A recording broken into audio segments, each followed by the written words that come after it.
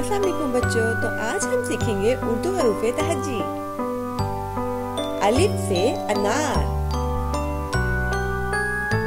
अलिफ मद आ से आड़ू, बे से बिल्ली, पे से परी, ते से तरबूज, टे से टेलीफोन, से समर, जीम से जुगनू, चे से चाबी, हे से हलवा, ख्वे से खरगोश, दाल से दिमाग, दाल से डॉक्टर, जाल से जखीरा, रे से रेलगाड़ी, रे से पहाड़,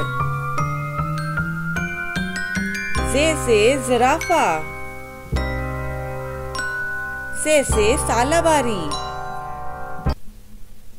सीन से सजदा, शीन से शहद,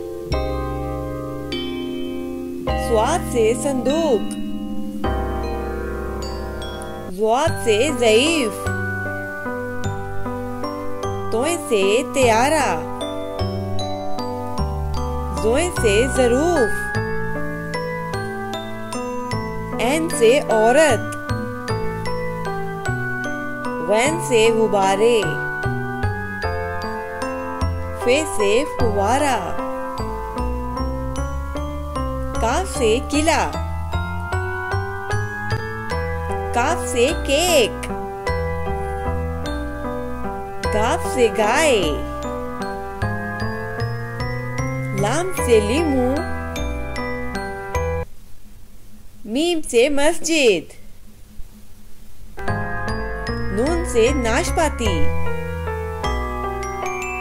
वाव से वकील,